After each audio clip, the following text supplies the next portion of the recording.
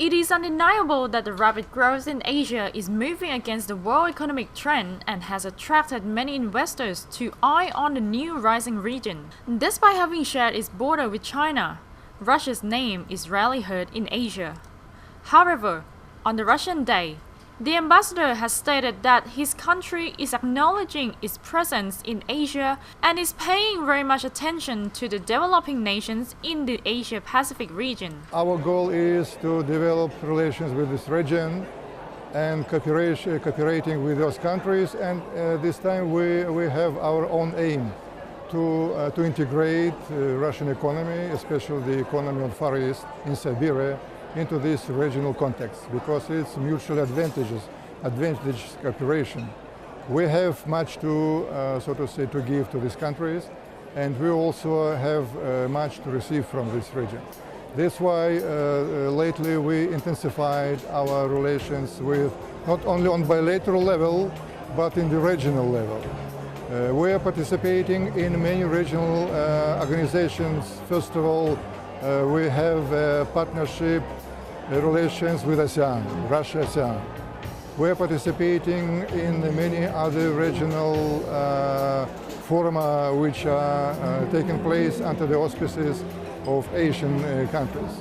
On the bilateral relationship between Russia and Thailand, both countries have been partners for more than 150 years.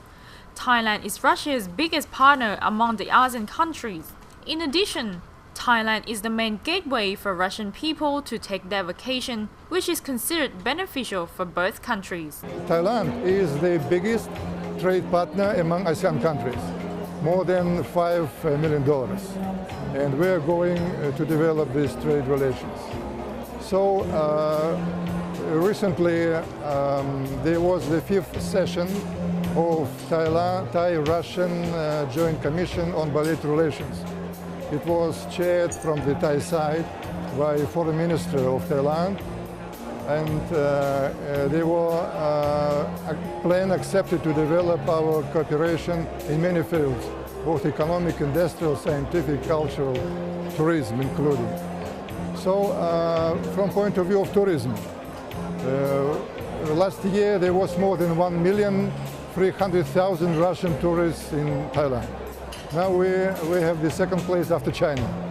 Since China is playing an important role in ASEAN in terms of investment and financial aid to some ASEAN countries, Russia wants to maintain its bilateral relation with China and ASEAN countries in all fields. It is also ready to contribute peace and stability in the region. With China, we proposed a new set of rules, kind of declaration on principles of security and cooperation in this region.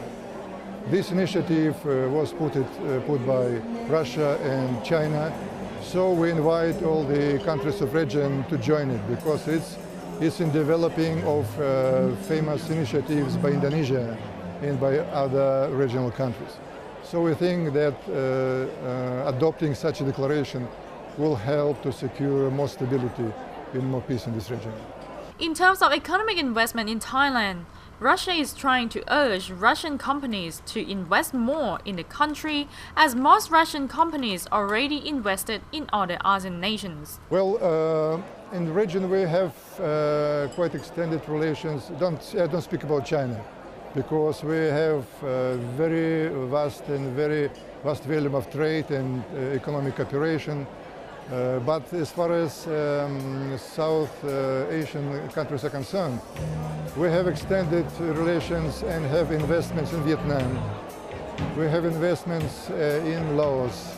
We're going to invest in Myanmar now, because many countries are now going to that country. But we had very good relations with that country even before, so to say, democratization of this country. And we continue our relations. But as far as Thailand is concerned, we do not have, still don't have much investment here. Some not big Russian companies in electronics, they are participating here in some schemes. But as far as Thai investments in Russia are concerned, you know that the famous CP Group is very active. They invested about $300 million in the firms around Moscow region, and they are going to expand their activities and are ready to invest about $1 billion to Russian projects. So we support very much this investment. And now we're trying to find new spheres and trying to invite Russian companies to invest more, to have common joint ventures. We know, for example, that Thailand has a very ambitious plan of infrastructure, becoming a transportation hub of this region. So we invite and we ask Thai side to invite big Russian companies to participate in bids and in expanding this transportation infrastructure here in Thailand. We're also very much interested in cooperation in electricity, in energy, because we know there is a shortage of electricity in Thailand. So we're ready to jointly build coal stations and other stations, both in Thailand, in Laos, and neighboring countries. So more electricity will be transported to the Thailand. On the bilateral relations between Russia and the Asian Pacific countries, every aspect does matter. Russia does not only want to be part of the international level, but it also wants to engage on the regional level. Nirasha Malisak Lamir reports.